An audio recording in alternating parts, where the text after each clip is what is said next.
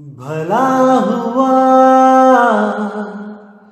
मेरी माला टूट गई, मैं राम भजन से छूटी। भला हुआ मेरी माला टूट गई, मैं राम भजन से छूटी। मेरे सिर से टली बला, भला हुआ मेरी माला टूट गई, मैं राम भजन से छूटी। मैं राम भजन से छूटी। अब कहते हैं सत्य वचन साधु उपदेश, सत्य जन जाके हृदय प्रवेश। सत्य नीरत बूझे जय कोई, नाम जपत ताकी गति होई। अब यहाँ बिल्कुल क्लियर कर दिया कि सत्य वचन साधु उपदेश, कि साधु जो सच्चा साधु है उसने जो वचन कर दिया, उसने जो परखने की शक्ति आपको दे दी, सत्य असत्य का निर्णय हो गया, उस पर अटल हो जाओ, क्योंकि वही सत्य वचन है। सत्य वचन साधु उपदेश, सत्य जन जाके हृदय प्रवेश। और सत्य ही वो जन है, उनका हृदय सत्य है, जिनके हृदय में ये सत्य ज्ञान प्रवेश हो जाता है। धन्य है उन लोगों का हृदय जो इस ज्ञान को, इस सत्य ज्ञान को समझ रहे हैं। सती निरति बूझे जय कोई।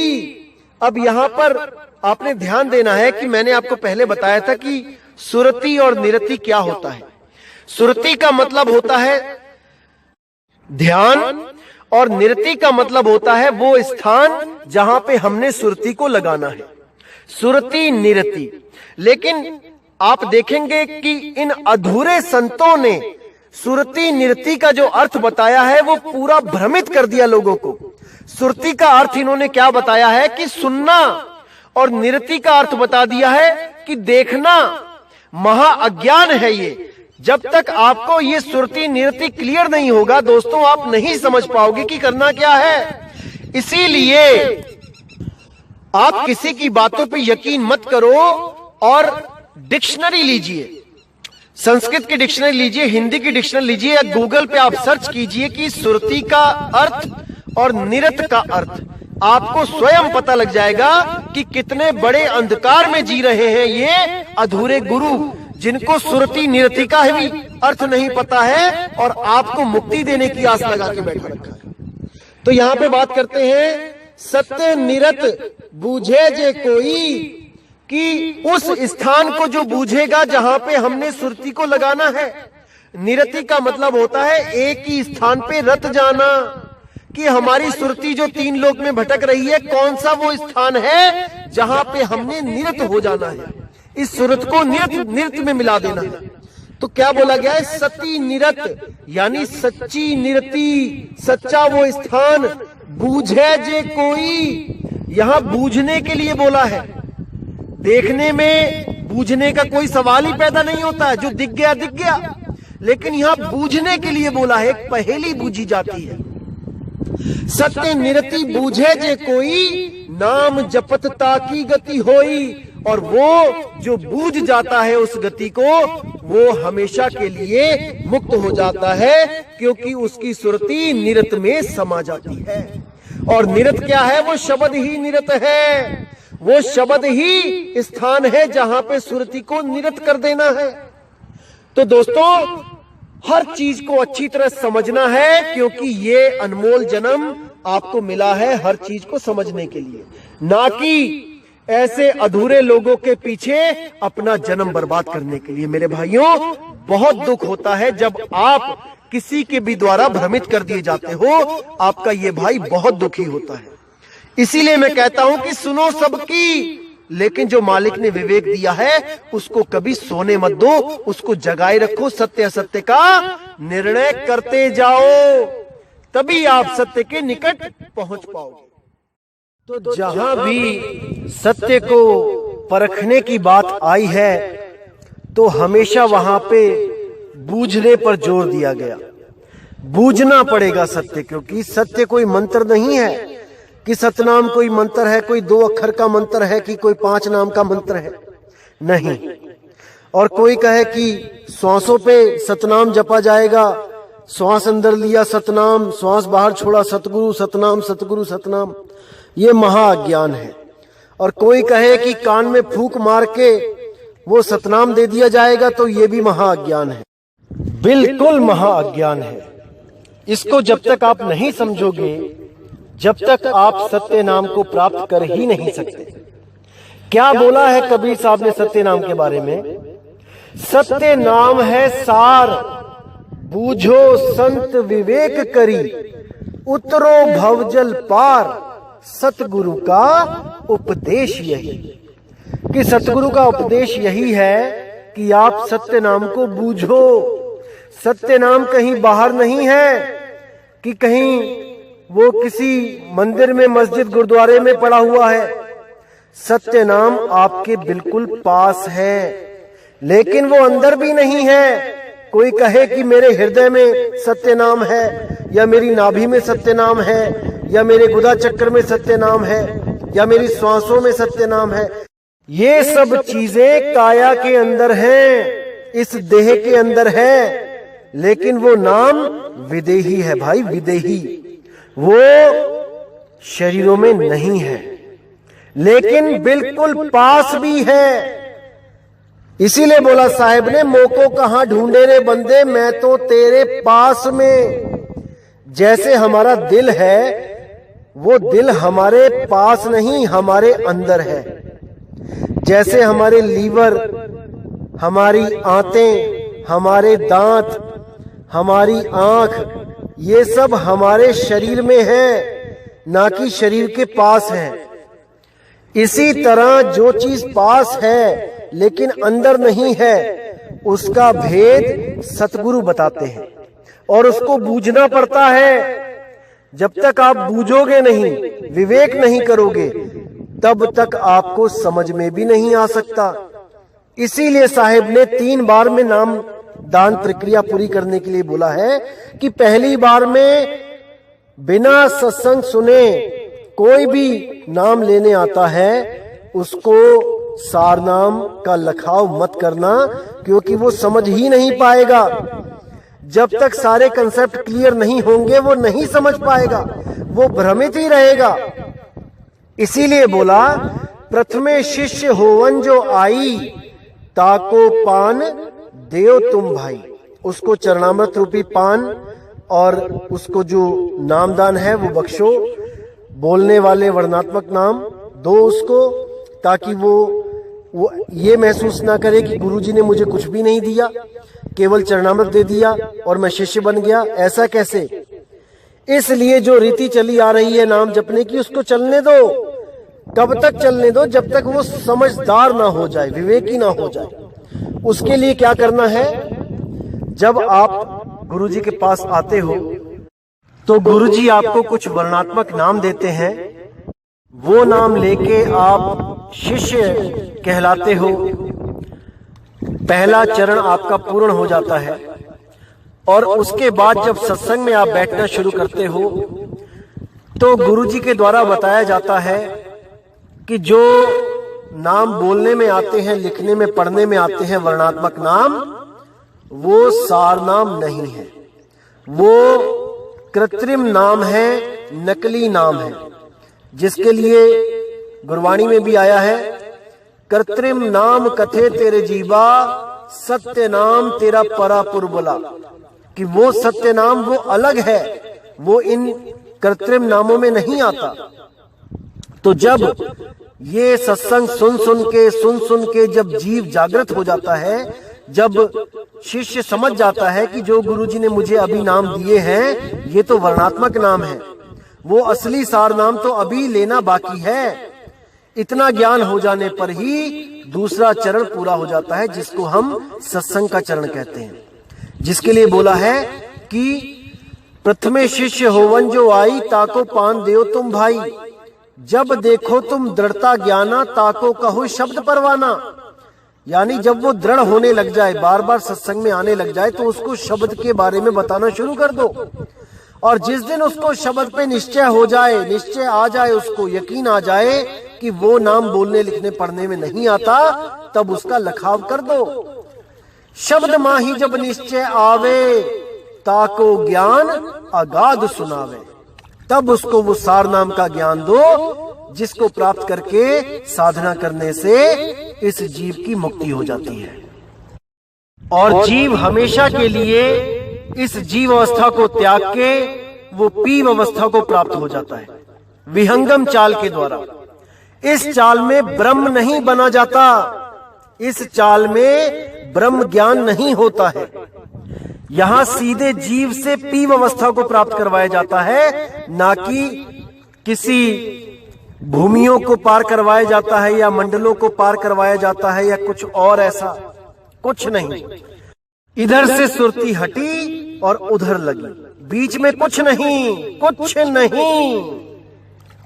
और अगर कोई ऐसा गुरु आपको मिलता है जो कहता है कि 5 भूमियां पार करनी पड़ेंगी या कुछ रूहानी मंडलों के सफर करने पड़ेंगे, एक मंडल छोड़ के दूसरे मंडल, दूसरे मंडल छोड़ के तीसरे मंडल, तो मेरे भाई अभी उस गुरु को विहंगम योग का अर्थ भी नहीं पता है। वो विहंगम का अर्थ भी नहीं जान पाया अभी तक। जिस दिन विहंगम का अर्थ जान जाएगा, अपनी सब अधूरी भक्तियों को छोड़कर इस विहंगम योग को अपना लेगा। तो मेरे भाई, परमात्मा, केवल परमात्मा ही ज्ञानदाता है, उसके अलावा कोई नहीं। वो बंदी छोड़ ही ज्ञान का दान देता है, और ज्ञान के द्वारा ही हमें पता लगता है कि हमने करना क्या है, हम इस दुनिया में आए क्यों हैं। अगर परमात्मा की दया हम पर ना हो तो हम सारी उम्र ये भी नहीं सोच पाते कि मैं यहां पैदा क्यों हुआ हूं, मेरे आने का मकसद क्या था। आज मैं हलवाई हूं, आज मैं डॉक्टर हूं, आज मैं इंजीनियर हूं, आज मैं कोई बढ़ई हूं, आज मैं कोई नाई हूं, तो क्या मेरे बिना ये काम नहीं चल रहा था दुनिया का कि मैं कोई डॉक्टर बन के आया इस दुनिया में। अगर मैं नहीं आता तो सारी दुनिया रोगों से मर जाती, बीमारियों से मर जाती। या मैं कोई नाई बन के इसलिए आया हूं कि अगर मैं ना आता इस दुनिया में तो लोगों के बाल इतने बढ़ जाते कि उनका जीना मुश्किल हो जाता। अरे नहीं भाई, मेरा इंसान जन्म लेने का एक ही मकसद है, भक्ति और मुक्ति। भक्ति भी कौन सी, काल निरंजन की या देवी देवताओं की या किसी पीर पैगंबर की नहीं, सत्य की भक्ति, सच्ची भक्ति।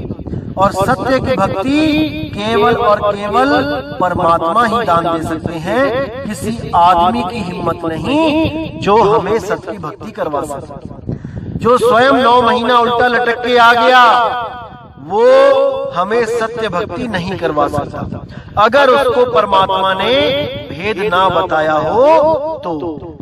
और अगर कोई मंद बुद्धि आदमी ये बोलने लग जाए कि मुझे स्वयं से ही आत्म ज्ञान हो गया है बिना गुरु के, तो मेरे भाई समझ जाना कि वो खुद तो भ्रमित है और आपको भी कर रहा है। ऐसा कदापि हो ही नहीं सकता, हो ही नहीं सकता। क्योंकि अगर आत्मा सबको ज्ञान देने लग जाए तो वो पक्षपात नहीं करेगा, वो सभी को देगा। वो ऐसा नहीं है कि किसी को उठा के एक आदमी को चुन लेगा नेता बनाने के लिए, नहीं। जैसे सूरज सबके लिए निकलता है, वैसे ही आत्मा भी सबको शक्ति दे रही है। सब चल रहे हैं, फिर रहे हैं, खा रहे हैं, पी रहे हैं, सबके लिए वो एक समान है। और जब वो ज्ञान देगी तो यकीन मानना दोस्तों, वो सबको देगी। ऐसा नहीं हो सकता कि किसी एक को दे दे, ऐसा हो ही नहीं सकता। इसीलिए नानक साहब ने साफ बोला है कि किसी भी आदमी से प्रेम मत करो, प्रतीत मत करो, केवल और केवल उस अविनाशी परमात्मा पे यकीन रखो कि वो गुरु रूप में आके नामदान की बख्शिश करता है। देखिए गुरु ग्रंथ साहब अंग नंबर 283 पे साफ लिखा है। क्या लिखा है वाणी में, आइए देखते हैं। रूप न रेख न रंग किछ, त्रिगुणाते प्रभ भिन्न, तिस ही बुझाए नानका, जिस होवे सुप्रसन्न। कितना क्लियर बता दिया कि उस परमपिता परमात्मा का कोई रूप रंग रेख नहीं है। कोई कहे कि वो आदमी जैसा दिखता है, कि औरत जैसा दिखता है, कि कोई ज्योत स्वरूपी दिखता है, या कोई करोड़ों अरबों सूरज जैसा दिखता है एक रोमकूप में। अरे नहीं भाई, वो बिना रूप रंग के है, वो निराकार भी नहीं है। कोई सोचे कि वो आकाश निराकार आकाश है, नहीं, आकाश भी तो दिखाई देता है भाई खुली आंखों से। वो दिखता ही नहीं है, वो केवल अनुभव होता है, आनंद स्वरूप है। तो क्या बोला जा रहा है उसके लिए कि रूप न रेख न रंग कुछ त्रिह गुणाते प्रभ भिन्न, तिस ही बुझाए नानका जिस होवे सुप्रसन्न। वो केवल उसको आकर मिलता है गुरु रूप में, जिस पर उसकी दया हो जाती है। जो पुण्यकर्मी जीव उसको पाना चाहता है, दुनिया से ज्यादा उस परमात्मा को प्रेम करता है, उसको पाना चाहता है, उसको गुरु रूप में वो अपना भेद बताने स्वयं आता है। तो आगे क्या कहते हैं, अविनाशी प्रभ मन में राख, मानुख कीतु प्रीति त्याग। अब यहां बिल्कुल क्लियर कर दिया कि केवल और केवल अविनाशी प्रभु को मन में रखो। जिस रूप में वो गुरु बनके नामदान देने आ रहा है, उस रूप को भी मन में मत रखो, क्योंकि वो उसका रूप नहीं है। वो हमें समझाने के लिए एक इंसान बन के आया है। असल में वो अपना असली रूप लखाने के लिए इंसान रूप में आया है, ना कि वो अपने रूप दिखाने के लिए आया है, कदापि नहीं। उन्होंने साफ बोल दिया कि अविनाशी प्रभ मन में राख, मानुख कीतु प्रीति त्याग। अगर तुम किसी मनुष्य की प्रीत लगा के बैठे हो कि अंत समय में मुझे कोई मेरा ही कोई गुरु लेने आएगा, मुझे इंसान के रूप में परमात्मा आएगा, मनुष्य के रूप में आएगा मुझे लेने, तो भाई इस दिमाग से इस चीज को निकाल दो। ये अज्ञान है, ये आपको 84 में लेके जाएगा। तो कहते हैं तिस्ते परे नहीं कुछ कोई, सर्व निरंतर एको सोई। उस अविनाशी परमात्मा से परे कुछ नहीं है, वही एक निरंतर है, सदा सदा रहने वाला है। जिसके लिए साहिब ने बोला है, शब्द निरंतर से मन लागा, मलिन वासना त्यागी, उठत बैठत कबहु न छूटे, ऐसी ताड़ी लागी। उस निरंतर परमात्मा से इस सुरती को जोड़ देना है, ना कि किसी शक्ल से। सर्व निरंतर एको सोई, आपे बीना आपे दाना, गहर गंभीर गहर सुजाना। पार ब्रह्म परमेश्वर गोविंद, कृपा निधान दयाल बख्शन। अब कितना क्लियर कर दिया यहां पर साहिब ने कि सब कुछ जानने वाला, सबको देखने वाला वो एक ही है, और वही दान देने वाला भी है। नामदान वही एक दे सकता है, ना कि कोई मनुष्य। परमात्मा का नाम केवल परमात्मा ही दान में दे सकता है।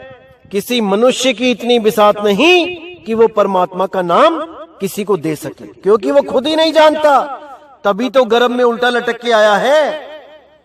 तो साहिब कहते हैं कि साहिब सबका बाप है, बेटा किसी का नहीं, और जो गर्भ से पैदा हुआ सो तो साहिब नहीं। जो माँ के गर्भ से आ गया वो जीव है भाई, वो साहिब नहीं है, वो परमात्मा नहीं है। इसको अच्छी तरह समझ लो आप लोग। जितने भी पंथ इन गुरुओं को परमात्मा मान के बैठे हैं, जो माँ के गर्भ से आए हैं, ये सब अधूरे पंथ हैं। और जिस दिन इनको पता लगेगा, पछतावे के अलावा इनके हाथ में कुछ नहीं बचेगा। साहिब कहते हैं, बंधे को बंधा मिला, छूटे कौन उपाय, और कर सेवा निर्बंध की, जो पल में लेत छुड़ाए। उस निर्बंध की सेवा करो भाई, जो बंधन में नहीं है।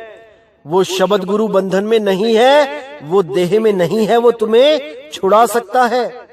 अगर उसकी पूजा करोगे जो स्वयं देह में आया है, तो मेरे भाई भटकना के सिवा और कुछ नहीं हाथ लगेगा। तो मेरे भाइयों, मुझे पता है कि ये सूक्ष्म ज्ञान जल्दी समझ में नहीं आता है, लेकिन मुझे पूरा यकीन है कि परमपिता परमात्मा के घर में देर है, अंधेर नहीं। वो आपको जल्दी ही सद्बुद्धि बख्शेगा, विवेक शक्ति बख्शेगा कि आप हर चीज को समझने में कामयाब हो जाओ। उस दिन का मुझे इंतजार रहेगा।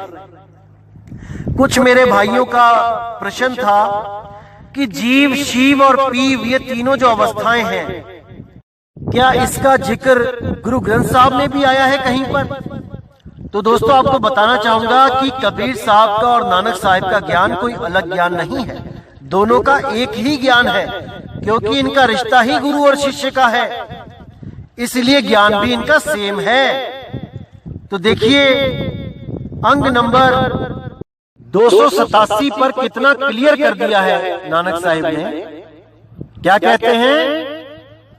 अपनी कृपा जिस आप करेई, नानक सो सेवक गुर की मत लेई। यानी जिस पे वो अपनी कृपा करता है, केवल वही उसको प्राप्त कर सकता है, उसके भेद को जान सकता है।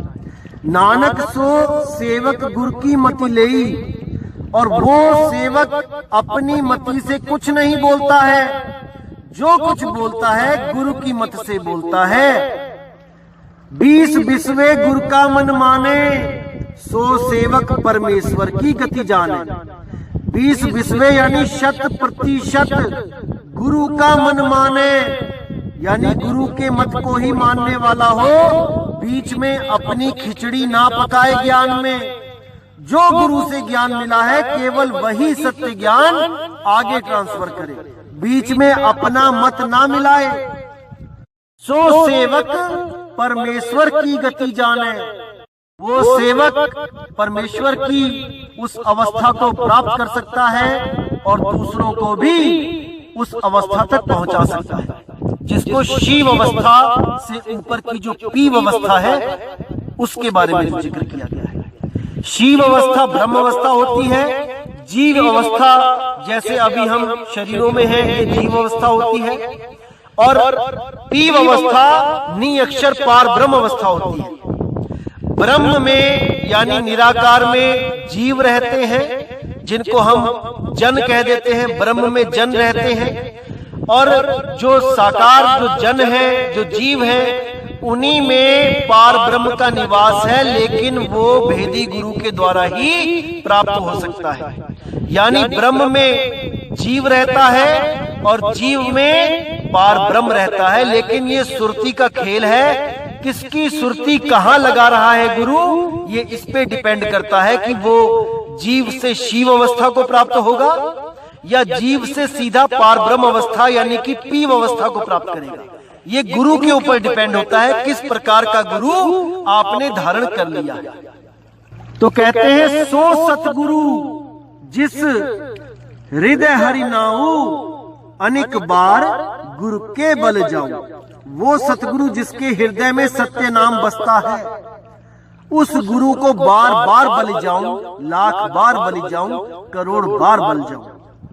सर्वनिधान जी का दाता, 8 पहर पार ब्रह्म रंगराता। वो सब जीवों का दाता है, वो सब जीवों को मुक्त कर सकता है, जो 8 पहर पार ब्रह्म के रंग में रंगा हुआ है। वो गुरु सबको मुक्ति दे सकता है। ब्रह्म मही जन, जन माही पार ब्रह्म, एक ही आप नहीं कुछ भरम। देखिए कितना क्लियर कर दिया यहाँ पर कि ब्रह्म मही जन, जन माही पार ब्रह्म, यानी कि जीव, शिव और पीव तीनों अवस्थाओं का जिक्र इसी एक लाइन में कर दिया गया है। एक ही आप नहीं कुछ भरम, यानी ये सुरती का खेल है। सुरती के द्वारा वो एक ही है, वही ब्रह्म को भी चला रहा है, वही जीव को भी चला रहा है, और वो स्वयं भी आप ही आप है। बस सुरती का खेल है कि ये सुरती कहां पे लगी है। सहस स्यानप लैया ना जाइए, नानक ऐसा गुरु वड भागी पाइए। यानी सहस सियाणपा होवे, लाख चतुराई होवे।